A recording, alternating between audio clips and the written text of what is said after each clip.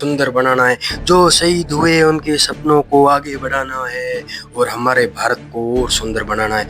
दोस्तों साथियों, अब शुरू करेंगे हम भारत पाकिस्तान के बंटवारे का क्या था कारण, क्यों हुआ, किसने किया, सारी स्टोरी हम शुरू से करते हैं। तो शुरू करते हैं। देखो नमस्ते, आज हम बात करेंगे भारत और पाकिस्तान के अंदर भारत कैसे बंट गया, कैसे विभाजन हुआ, कैसे जो बहुत बड़ी आबादी थी वो दो भागों में बंटकर अलग हो गई थी। तो आज हम बात करते हैं पाकिस्तान और भारत के बंटवारे के कारणों की, उसके पीछे की वजह क्या है। देखिए, हम सब जानते हैं कि ईस्ट इंडिया कंपनी जो है वो भारत आई थी, अपने यहाँ पे राज्य स्थापित किया। और उस समय भारत जो था वो बहुत ही ज़्यादा, मतलब जैसे हम जिन्ना को बहुत ज़्यादा अपना दुश्मन मानते हैं, पाकिस्तान को दुश्मन मानते हैं, लेकिन जितना हम मानते हैं ना उतना ही पाकिस्तान, नेहरू, गांधी या हमारे जो महापुरुष थे उनको बुरा मानते हैं। अब हम इस चीज़ को गहराई से समझने के लिए हम चलते हैं पीछे, सन 1905 के करीब। यहाँ पे क्या होता है कि वायसरॉय लॉर्ड जो कर्जन होता है ना, वो वायसरॉय लॉर्ड कर्जन जो होता है वो क्या करता है कि अपने बंगाल के अंदर अपने रहते रहते एक चीज़ को वो बहुत ही अच्छी तरीके से समझ जाता है। वो भारतीयों की एक कमजोरी समझ ये लेता है कि भाई भारतीयों को अगर दो भागों में बांटना है तो उनको धर्म और जात पे लड़ा दिया जाए।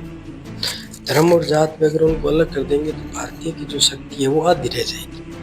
तो वायसरॉय लॉर्ड कर्जन क्या करता है, जुलाई 1905 के अंदर एक बड़ी मीटिंग और बैठक रखते हुए पूरे बंगाल के अंदर एक अनाउंसमेंट करता है 1905 को कि भाई जो बंगाल जो है वो बहुत बड़ा है और बंगाल का क्षेत्र बड़ा होने के कारण सारी जो सरकारी जो सुविधाएं हैं वो हर नागरिक तक नहीं पहुंच रही, इसलिए हम इसको दो भागों में बांट देते हैं। तो उसने क्या किया, दो भागों में बंगाल को बांट दिया, ईस्ट और वेस्ट। ईस्ट बंगाल जो आज का हम बांग्लादेश कहते हैं उसको क्या किया, मुस्लिमों के हवाले कर दिया, क्योंकि वो मुसलमानों का मेजोरिटी क्षेत्र था, मतलब बहुल्य क्षेत्र था, वहाँ ज़्यादा थे मुसलमान। और वेस्ट जो था वो हिंदुओं को दे दिया, वहाँ पे हिंदू आबादी ज़्यादा थी। अब क्या होता है कि कांग्रेस जो है वो इस बात का दावा करती है कि हम हिंदू और मुसलमान दोनों को साथ लेकर चल रहे हैं, ठीक है। सेकुलरिज्म का पाठ पढ़ाती कांग्रेस और इसी रास्ते पर चलती होती है कांग्रेस।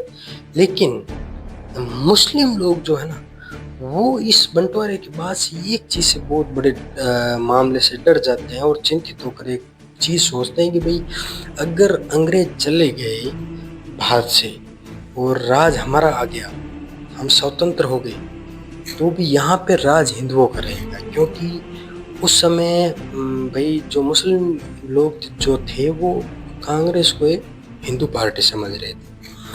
तो उसके बाद क्या होता है कि भाई मुस्लिम जो लोग हैं वो अपने एक दूसरे में इधर उधर वो बातचीत करते हैं कि भाई ये हिंदुओं की पार्टी, अगर राज आएगा तो हिंदुओं का आएगा, हमारा कोई फ्यूचर नहीं है वगैरह वगैरह। तो लेकिन कांग्रेस इस बात को नकार देती है।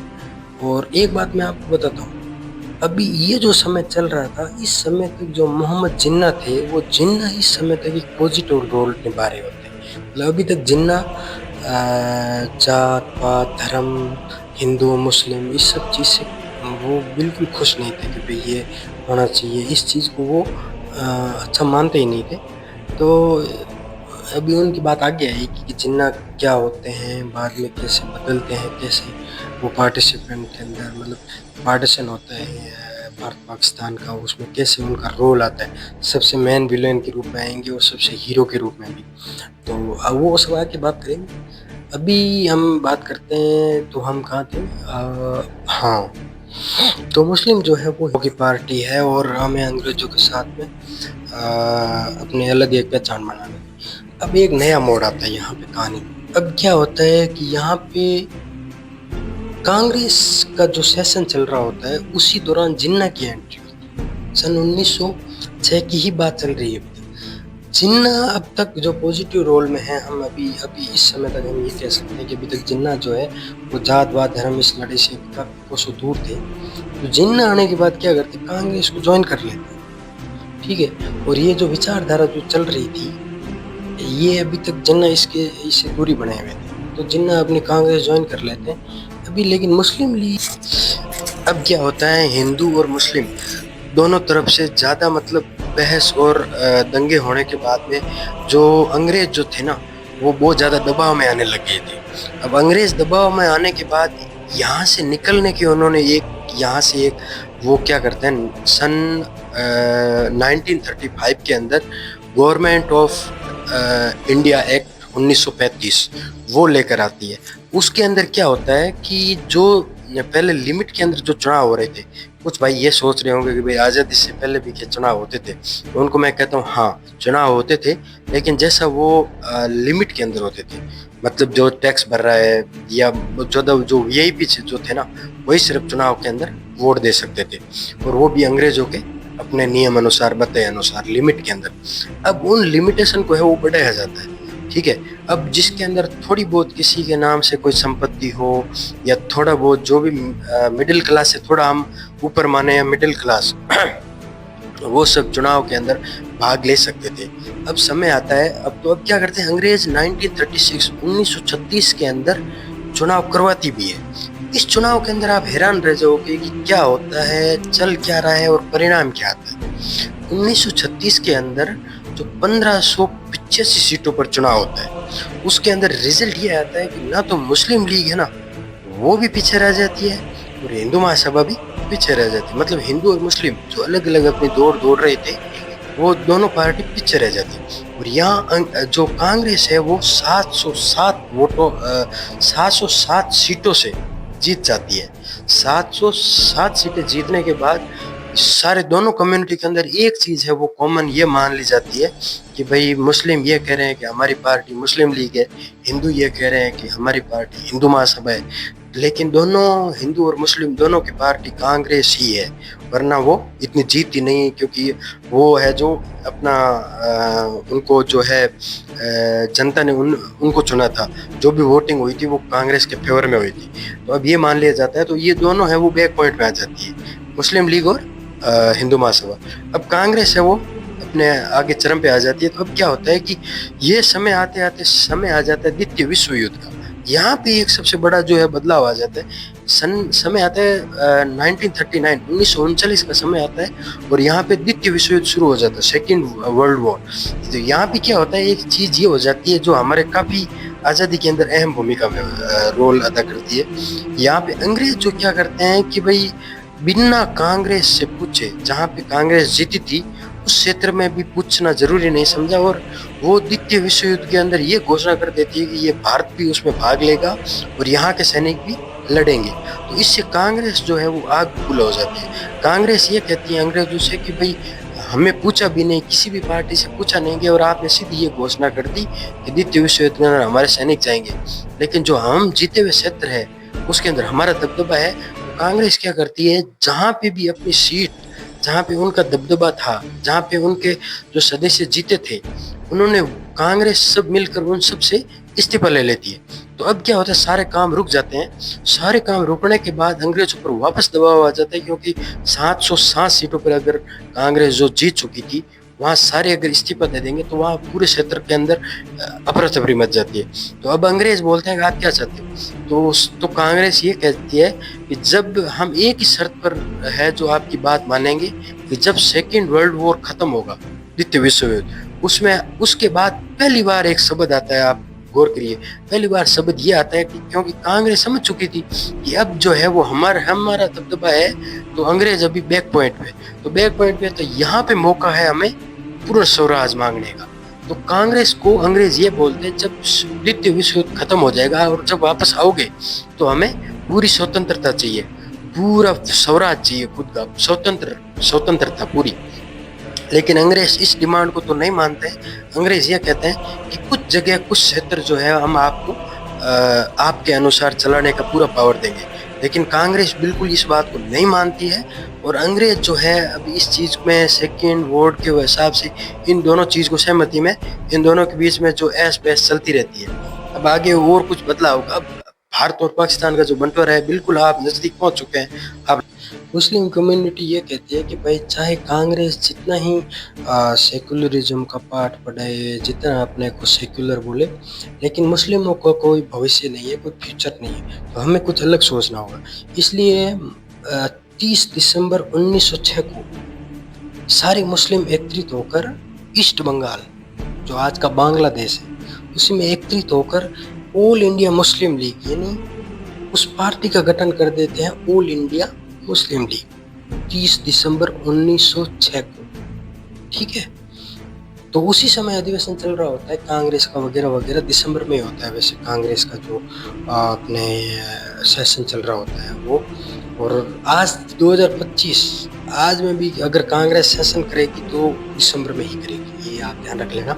तो क्या होता है कि भाई उस समय जिन्ना इस पूरी कहानी से दूर रहते हैं। और ये जो पार्टी होती है वो पहली ऐसी पार्टी थी जो अंग्रेजों और कांग्रेसों के बीच में एक अटकन आ रही थी। मतलब अभी तक हिंदू और मुस्लिम दोनों का जो रिप्रेजेंट कर रही थी वो कांग्रेस थी, लेकिन ये पहली ऐसी पार्टी होती है ऑल इंडिया मुस्लिम लीग जो कांग्रेस के सामने अपनी मजबूती से मुस्लिमों की बात को रखने के लिए आगे आती है। अब क्या करती है कि जो ऑल इंडिया मुस्लिम लीग है वो अंग्रेजों के सामने एक डिमांड रखती है कि भाई हम जो है वो माइनॉरिटी के अंदर है और हम इस चीज़ को नहीं मानते, हमें चाहिए सेपरेट इलेक्टोरेट। सेपरेट इलेक्टोरेट क्या होता है कि भाई जहाँ पे अगर मेजोरिटी के अंदर हिंदू है, मतलब अगर हिंदू ज़्यादा है और मुस्लिम कम है, लेकिन हमें वो स्वतंत्रता, वो सेपरेट इलेक्टोरेट चाहिए जिसके अंदर खड़ा भी मुसलमान होगा और वोट भी सिर्फ मुसलमान करेगा। उससे क्या होगा कि सिर्फ मुसलमान ही खड़ा होगा, मुसलमान ही होगा, तो वो पूरे क्षेत्र के अंदर दावेदारी और पूरा उसका कब्जा उसके अंडर हो जाएगा, क्योंकि अगर हिंदू वोट ही नहीं कर पाएगा तो उसका वो है वो कोई मतलब नहीं रहेगा। लेकिन अंग्रेज को क्या करे, फूट डालो और राज करो नीति, वो तो इस चीज में ही बना रहना चाहते थे कि कैसे हिंदू एक तरफ लड़ता रहे, कैसे मुसलमान एक तरफ लड़ता रहे और कांग्रेस अपनी अलग पार्ट पढ़ती रही। तो वो तो इस सब चीज़ से बहुत बड़ा उनको तो बेनिफिट हो रहा था, वो इस चीज़ को मान लेते हैं और आगे जाकर बहुत कुछ ऐसे बदलाव होगा जिससे अंग्रेज भी अपने टेंशन में आएंगे, कांग्रेस भी आएगी, आगे तो बहुत कुछ होगा, गांधी जी भी आएंगे, बहुत कुछ होगा, आप देखते रहिए। तो आगे जाकर क्या होता है कि जो मुस्लिम लीग है वो इस चीज़ पे खरी उतरती है कि भाई हमें अलग सेपरेट जो है वो इलेक्ट्रोड की मांग है वो हमें चाहिए, जो चाहिए। ठीक, सेपरेट इलेक्ट्रोड। और उस समय भी क्या चुनाव होते थे, तो उस समय हाँ चुनाव होते थे, लेकिन एक लिमिट प्रोसेसर के अंदर, लिमिट जितना जो जिनके नाम से कुछ जमीन जो टैक्स भरता और जो अमीर लोग थे वो ही सिर्फ जो लिमिटेशन अंग्रेजों ने बता रखी थी उसी में चुनाव होता था, उसी में उनका रिजल्ट होता था। अब क्या होता है, मुस्लिम लीग यहाँ से एक बड़ा कदम आगे बढ़ाती है। मुस्लिम लीग क्या करती है, सन 1909 के अंदर शिमला जाती है और वहाँ पर लॉर्ड मिंटो और लॉर्ड मोरले से मुलाकात करती है और ये पूरी डिमांड रखती है कि पंजाब, मद्रास, बंगाल जो भी है वहाँ पे उनको सेपरेट इलेक्ट्रोड जो है वो बड़े मजबूती से चाहिए। और क्या करते हैं वो अंग्रेज जो लोग हैं वो लॉर्ड मोरले और मिंटो दोनों जो क्या करते हैं इस डिमांड को बहुत ही आसानी से मान लेते हैं और इस चीज़ को उनके अंदर वो घोषणा कर देते हैं कि भाई यह जो क्षेत्र जो उन्होंने डिमांड किए थे वो मुस्लिम सेपरेट इलेक्ट्रोड को मान्य किया जाता है। अब यहाँ से खेल शुरू होता है, यहाँ से मुस्लिम लीग जो है वो तो भाई ताकतवर बन गई और इतनी ताकतवर बन गई कि वो एक ऐसी पार्टी बन गई थी उस समय पे जो पहले सिर्फ मुस्लिम लीग के अंदर वो मुसलमान थे जो अमीर कैटेगरी में थे, मतलब जो टैक्स वगैरह भर रहे थे, ठीक है। लेकिन अब वहाँ पे इस पॉपुलरिटी को देखते हुए, इस पॉपुलरिटी को देखते हुए और इस बड़ी पहचान को देखते हुए और इस समुदाय के हितधारी की पहचान के हिसाब से पार्टी के अंदर जो कम्युनिटी है वो मुस्लिम लीग के अंदर जुड़ जाते हैं और कांग्रेस को बहुत बड़ा झटका लग जाता है, कांग्रेस बैक पॉइंट पर हो जाती है, ठीक है। अब यहाँ पे मुस्लिम लीग वो पार्टी बन जाती है जो कांग्रेस को बहुत बड़ा टक्कर दे सकती है और अंग्रेजों के सामने ऐसी पार्टी है जो कांग्रेस के अलावा रिप्रेजेंट कर रही है मुस्लिम लीग, मुस्लिम लोगों का। अब आगे देखिए और क्या होता है। पॉपुलरिटी बढ़ी थी, वो बड़ी पार्टी के रूप में उजागर हुई, तो जिन्ना क्या करते हैं यहाँ पे एक चीज़ करते हैं कि कांग्रेस के साथ साथ वो मुस्लिम लीग को भी ज्वाइन करते हैं। यहाँ पे वो कांग्रेस को रिजाइन नहीं करते हैं, बल्कि उन दोनों के अंदर अपनी भागीदारी निभाते हैं। इसका कारण ये है कि जो इनके बीच में जो तर्क वितर्क या जो भी वाद विवाद चल रहा है वो इनको मिलाकर ठीक कर सके और अंग्रेजों के खिलाफ एकत्रित रह सके। यहाँ तक जिन्ना अपने पॉजिटिव रोल में याद रखो, ठीक है। तो अब क्या होता है कि जिन्ना इन सब चीज़ को, दूरियों को मिटाने के लिए, कांग्रेस में तो पहले से हैं, तो इन दोनों को दूरियों को एक करने के लिए जिन्ना क्या करते हैं, कांग्रेस और मुस्लिम लीग दोनों की एक मीटिंग करवाते हैं। तो वहाँ पे मुस्लिम लीग कांग्रेस से भी एक डिमांड रखती है। मुस्लिम लीग ये कहती है कि हम आपका साथ तभी देंगे जब आप हमें खुलकर, जो इलेक्ट्रोड सेपरेट है उसका आप खुलकर हमें समर्थन करोगे, और पंजाब और बंगाल जहाँ पे भी हमारी सीटें सेपरेट इलेक्ट्रोड के तहत है वो उसको बढ़ाई जाए और हमें खुला समर्थन दिया जाए। तो कांग्रेस यहाँ पे पहले से बैक पॉइंट में थी। तो कांग्रेस इस चीज़ को दोनों को एक करने के हिसाब से सोच कर, उस नज़रिए से कांग्रेस इन चीज़ को तुरंत है जो मान जाती है। अब मुस्लिम लीग और कांग्रेस और ये जो वाद विवाद अंग्रेजों तीनों के बीच चल रहा था, उस समय हिंदुओं की लीडरशिप कर रहे थे कुछ नेता, लाला लाजपत राय, मदन मोहन मालवीय। तो ये नेता जो है वो इन सब चीज़ों को देखकर बहुत ज़्यादा नाराज हो जाते हैं, क्योंकि देखो एक तरफ मुस्लिम लीग अपनी पार्टी बना रही थी जो मुस्लिम को रिप्रेजेंट कर रही थी, एक तरफ कांग्रेस जो दोनों की बात कर रही थी वो बैक पॉइंट पे जा रही थी। तो इन नेताओं ने क्या किया कि इन सब चीज़ों को ध्यान में रखते हुए हिंदुओं के हित का और आगे बातों को, अपनी हिंदुओं की बात रखने के लिए सन 1915 के अंदर हिंदू महासभा का जो है वो गठन कर देती है। लाला लाजपत राय, मदन मोहन मालवीय, इनके रिप्रेजेंटेशन के अंदर जो है वो हिंदू महासभा का गठन हो जाता है। और हिंदू महासभा ये कहती है जैसे ये अपनी बात रखती है उसी तरह हिंदुओं की बात भी ये महासभा रखेगी। अब आगे और भी बहुत बड़ा इंटरेस्ट फैक्ट होने वाला है आप यहाँ से देखने का। अब बहुत बड़ा कुछ बदलाव होगा, बहुत बड़ा कुछ उतार चढ़ाव बहुत कुछ होगा। आप ध्यान से देखना होगा, बहुत बड़ा खेल। हम भारत और पाकिस्तान के बंटवारे की बात कर रहे हैं और सभी साथी ये सोच रहे होंगे कि भाई भारत पाकिस्तान के बंटवारे की बात चल रही है और गांधी जी का नाम नहीं आया। तो गांधी जी अभी तक ये जो भी मामला चल रहा था इनके बीच में गांधी जी क्या थे, साउथ अफ्रीका थे, इन सब विवाद से दूर थे। अब होती है गांधी जी की एंट्री। जैसे ही गांधी जी आते हैं उस समय तक कांग्रेस बहुत ज़्यादा कमज़ोर पड़ चुकी थी। तो गांधी जी क्या करते हैं, इन सब चीज़ों को हर हिंदू मुसलमान हर जगह जाते हैं, गांधी जी हर जगह जाते हैं और गांधी जी जाकर ये बोलते हैं कि भाई इस तरह तो हम सब कमज़ोर पड़ जाएंगे, भाई ना तो हिंदुओं का फ़ायदा होगा, ना मुसलमानों का, ना कांग्रेस का, इससे फ़ायदा थर्ड पार्टी को होगा। तो गांधी जी की इस बात से प्रभावित होकर काफ़ी जो मुस्लिम लोग थे वो वापस कांग्रेस के साथ आ जाते हैं। गांधी जी हर जगह जाकर अपना मूवमेंट जो है वो चलाते हैं और जोड़ने की कोशिश करते हैं कि जो भी मुसलमान नाराज हुए थे वो किस बात पे थे, हम उनको सेकुलरिज्म हर तरीके से हम सब एक है। तो ये समझा कर गांधी जी क्या करते हैं कि सब जगह से मुस्लिमों को वापस कांग्रेस के अंदर इन्वॉल्व कर देते हैं। अब कांग्रेस यहाँ से वापस पावरफुल में आ जाती है। लेकिन अब क्या होता है कि भाई कांग्रेस की तरफ से अब जरा जो ताकतवर जो रिप्रेजेंट था वो गांधी जी कर रहे थे और मुस्लिम लीग की तरफ से कर रहे थे मुख्तार अहमद अंसारी। अब यहाँ से एक चीज ये होती है कि जिन्ना इन दोनों के ये जो भी मामला हो रहे हैं यहाँ से जिन्ना नाराज हो जाते हैं, क्योंकि मुख्तार अहमद अंसारी मुस्लिम लीग से अपनी भूमिका निभा रहे थे और इधर कांग्रेस से जो थे महात्मा गांधी जी निभा रहे थे।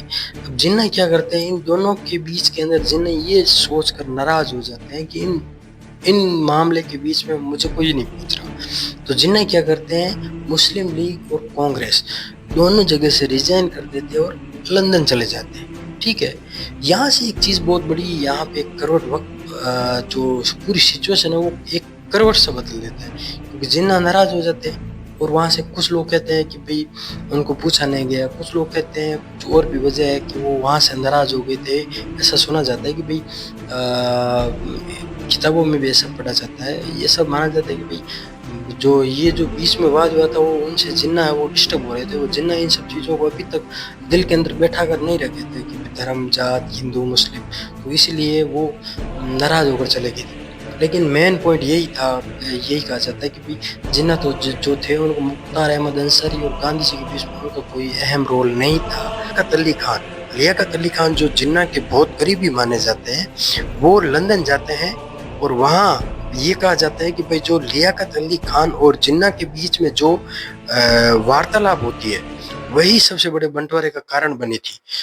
वो मोहम्मद जिन्ना से लियाकत अली खान ये कहते हैं कि अब आपको वापस हिंदुस्तान चलना चाहिए और मुस्लिम लीग है वो ज्वाइन करनी चाहिए, क्योंकि मुसलमानों के साथ बहुत अत्याचार हो रहे हैं। उन्होंने बड़ा चढ़ा कर या जो भी अपनी थ्योरी थी वो उनके जिन्ना के सामने रखी थी।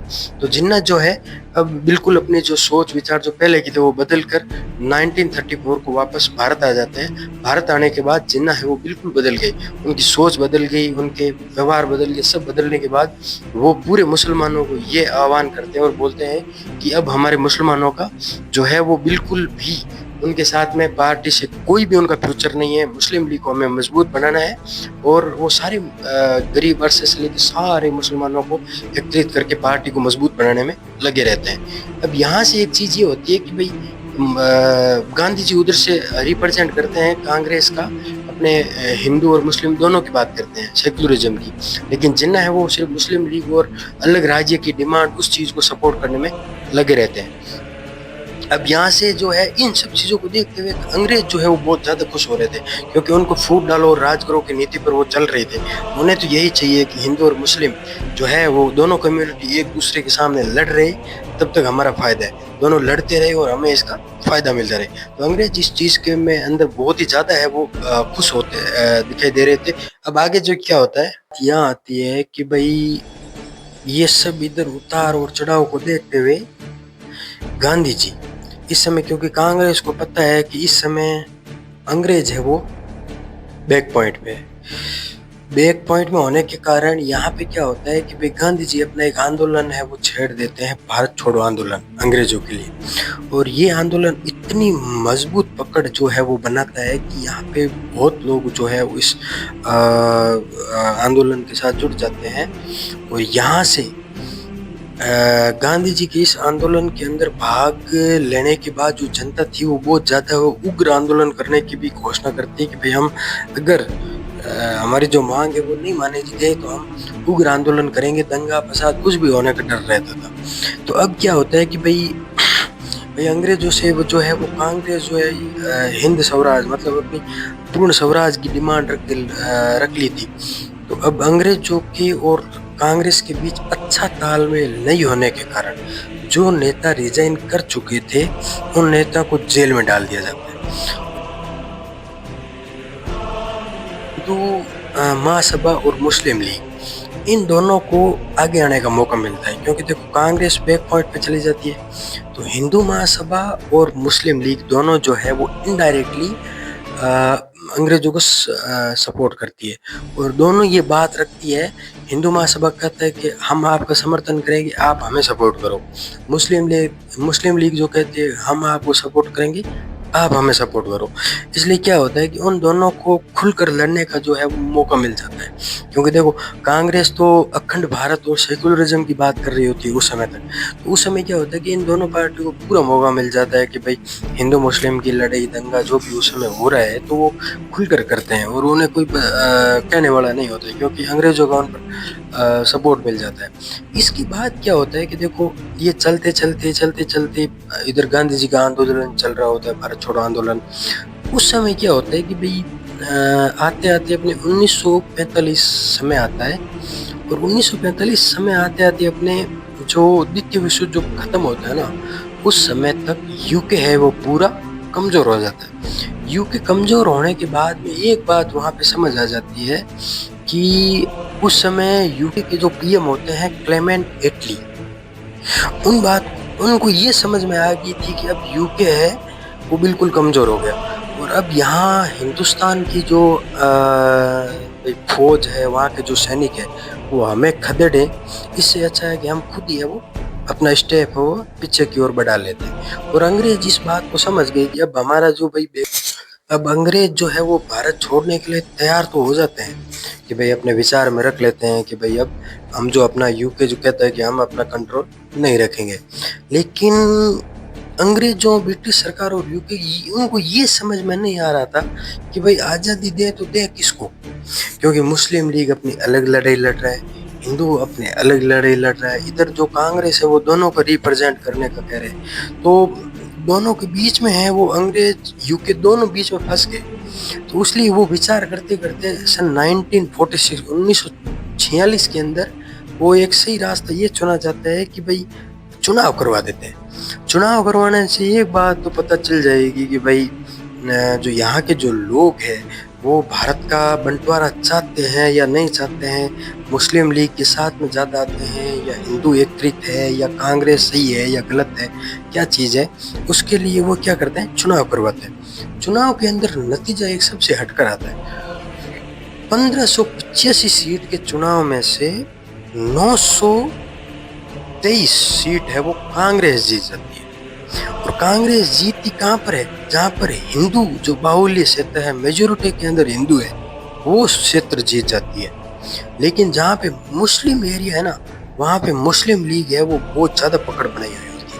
मुस्लिम लीग को पूरा का पूरा बहुमत मिलता है। इससे एक बात तो समझ आ गई अंग्रेजों को कि बंटवारा तो होगा, क्योंकि इसका तो कोई सॉल्यूशन नहीं है। क्योंकि इसके बाद में अंग्रेजों ने ये सब पूरी कोशिश कर रही थी कि भाई चुनाव के अलावा भी कोई समाधान है या नहीं है। लेकिन चुनाव के अंदर जैसे कांग्रेस कहती है ना कि हम दोनों का रिप्रेजेंट कर रहे हैं, हम दोनों पार्टियों को साथ लेकर चलेंगे, दोनों समुदाय को साथ लेकर चलेंगे, वो बात बिल्कुल झूठ साबित हो जाती है। क्योंकि जहाँ पे हिंदू ज़्यादा थे वहाँ पे कांग्रेस बिल्कुल जीत जाती है और 923 सीट मिलती है। लेकिन मुस्लिम लीग जहाँ पे अपने नेता उतारती है, जो खड़े होते हैं ना, उनको पूरा पूरा मुस्लिमों का वोट मिल जाता है। तो अब ये बातें हो चुकी थी कि भाई 101% बंटवारा तो होगा। लेकिन कांग्रेस अभी भी नेहरू ये मानने को तैयार नहीं थी, क्योंकि वो अखंड भारत के डिमांड को लेकर ही अड़े हुए थे। और मोहम्मद जिन्ना अलग देश को लेकर बलूचिस्तान, सिंध, पंजाब, बंगाल, इन सबको मिलाकर जो है वो अपने अलग देश की डिमांड करते हैं, उसी पे लगे रहते हैं। अब क्या होता है, अंग्रेज इन सब चीज़ों से परेशान हो जाते हैं, क्योंकि देखो कोई हल नहीं मिल रहा है, ना चुनाव से कोई हल मिला। इसके लिए अब क्या होता है कि यूके से 3 कैबिनेट बुलाई जाती है, 3 मंत्री जो है वो इस कोशिश में लग जाते हैं कि भाई वो जाकर वो भी वही प्रयास करते हैं जो अंग्रेज कर रहे थे। वो हर किसी से मिलते हैं, अपनी बहुत सारी मीटिंगें करते हैं। सब बंगाल के हुसैन शहीन, जो वहाँ बंगाल के जो मुस्लिम लीग के जो हेड होते हैं, वो क्या करते हैं, स्टार ऑफ इंडिया नामक एक न्यूज़पेपर, एक समाचार पत्र में वो है वो सारी घटना छाप देते हैं कि भाई आने वाले 16 अगस्त को हमने ऐसे ऐसा डिमांड रखा है, चेतावनी दी है। तो हम सब जानते हैं कि भाई आज अगर एक पोस्ट सोशल मीडिया पर हम डालते हैं कि भाई फलाने जगह ये घटना होगी, तो सारे वहाँ पहुँच जाते हैं। तो ये जो न्यूज़पेपर में छपने के बाद पूरे देश के अंदर ये सारी न्यूज़ और समाचार है वो आग की तरफ फैल गई। अब सारे मुसलमान है वो इस न्यूज़ का वेट करने लगे, जैसे हम भारत का कोई मैच होता है और इंतजार करते हैं ना कब आएगी, वैसे। तो अब क्या होता है कि सारे लोग वहाँ पे उस 16 अगस्त को क्या करते हैं, दंगा ऐसा शुरू होता है, लोग घरों में घुस घुस के काटना मारना, दंगा। एक तरफ हिंदू मुसलमान को ढूंढ रहे हैं, मुसलमान हिंदू के घर को ढूंढ रहे हैं, जो भी एक दूसरे के सामने दिखते हैं वो काटना शुरू हो जाते हैं। ये दंगा बहुत ज़्यादा चलता है, और ये दंगा कोई एक दिन या एक घंटे की बात नहीं है, पूरा 1 साल दंगा चलता है। और औसतन दिन में लोग 300 से 400 लोग हैं वो प्रतिदिन मारे जाते हैं काट काट कर। ये हम सभी आज के युवा और आज की जनरेशन समझते हैं हम वो हैं आज़ादी के। वो आज़ादी में बहुत कुछ देश ने खोया है, तब जाके आज हम सांस जो है वो सांस चैन की ले रहे हैं। ऐसे आज़ादी सोने और एसी में बैठने से नहीं मिली है। एसी में तब बैठते हैं जब लोगों ने अपना खून बहाया है सड़कों पर पानी की तरह, तब जाकर हम आज चैन से अपनी सांस ले रहे हैं। तो उसके बाद क्या होता है साथियों की, ये जब दंगा आग की तरफ फैलता है तो अंग्रेज इस बात से एक बात तो समझ गए कि भैया हमारा पावर है वो बाहर से जाएगा, चाहे कुछ भी हो हमारा पावर जाएगा। लेकिन और भारत का बंटवारा भी होगा। मन ही मन में ये सबको पता चल गया, कांग्रेस को भी चल गया और मुसलमानों को, मुस्लिम लीग को ये पता चल गया कि अब हम है वो फ्रंट पॉइंट पे आगे हैं हम तो, ठीक है। अब आगे क्या होता है कि भाई इससे तो है नहीं कि भाई हम यहाँ से जा रहे हैं, क्योंकि उनके ऊपर भी तो प्रेशर होता है। ऐसा तो है नहीं कि अंग्रेज है वो पूरा वीटो पावर था, उनके ऊपर यूके या जो भी उनके अंडर कंट्रोल जो था वो उनको भी जवाब देना पड़ता है, चाहे गुलाम किसी के अधीन हो, जवाब सबको देना पड़ता है। तो अब क्या होता है कि भाई वो पूरी कोशिश करते हैं लेकिन उसका कोई समाधान नहीं निकलता कि भाई सबसे मीटिंग कर ली, लेकिन मुस्लिम लीग अपनी बात पर अड़ी रहती है, कांग्रेस अपनी बात पर और हिंदू अपनी बात पर। अब यहाँ पे कुछ अलग रास्ता चुनने के लिए वो एक प्लान तैयार किया जाता है, वो उसको बोलते हैं कैबिनेट मिशन। अब एक तरफ अंग्रेज पूरा दबाव में आके और जिन्ना और उनकी फौज मुस्लिम लीग तो खुशी के ठिकाने में थी। तो अब क्या होता है, 20 फरवरी 1947, ध्यान से मेरी बात सुनना, 20 फरवरी 1947 को जो यूके के जो प्रधानमंत्री पीएम होते हैं ना, क्लीमेंट एटली, वो ये कहते हैं कि भाई बहुत देख लिया मारकाट, दंगा फसाद, और हमें तो कोई गुंजाइश लग नहीं रही कि कुछ अच्छा होगा, तो ये बहुत हो गया। अब आपके चाहे एग्रीमेंट हो या मतलब सुधार हो या ना हो, 30 जून 1948 को हम भारत छोड़कर चले जाएंगे और हर राज्य को अपनी स्वतंत्रता दे देंगे। देखो बंटवारे का अब समय आ जाता है। बंटवारे के अंदर जो फौज के अंदर मुस्लिम जो सैनिक थे ना, वो पाकिस्तान को दिए गए। बंटवारे को ध्यान रखना, बंटवारा कैसे हुआ था, जैसे दो भाइयों में राजी खुशी बंटवारा होता ना, यहाँ भारत और पाकिस्तान के अंदर राजी खुशी नहीं था भाई, हर चीज ईंट और पत्थर का मामला था।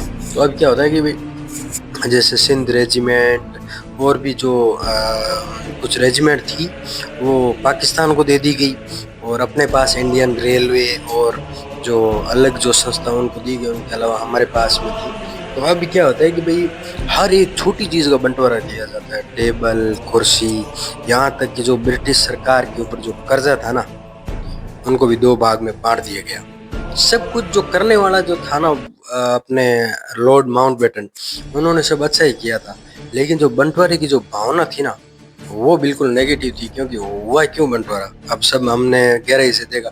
बंटवारे का कारण क्या था, एक तरफ सत्ता किसकी, अपने जो वही जिन्ना जो बहुत लीगल प्रोसेस, जो बहुत ही ऑथेंटिक बढ़िया सोच रखते थे, वो जिन्ना अपनी कट्टरता के पीछे चले गए और वो अपना देश का मुखिया बनाकर एक अलग पावर देखना चाहते थे। और मुसलमान और हिंदू के अंदर दंगे फसाद, दोनों की अलग अलग सोच, वो जो सब है वो मुख्य कारण यही बना था।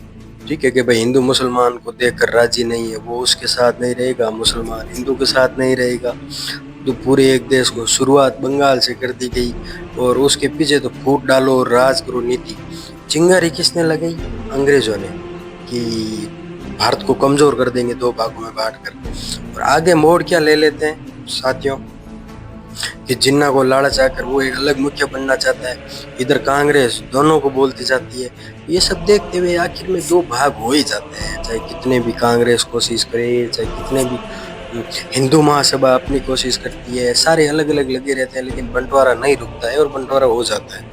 लेकिन कट्टरता ऐसी है, देखो वही सेम साथ में रहने वाले लोगों में ऐसे कट्टरता आ जाती है कि जब आज़ादी 14 अगस्त 1947 को मनाया जाता है पाकिस्तान में, क्योंकि पाकिस्तान ये चाहता था कि दोनों को सेम डे हम आज़ादी मानेंगे नहीं, इसलिए आज तक 14 अगस्त को पाकिस्तान में और 15 अगस्त 1947 को हमें आज़ादी मिली थी।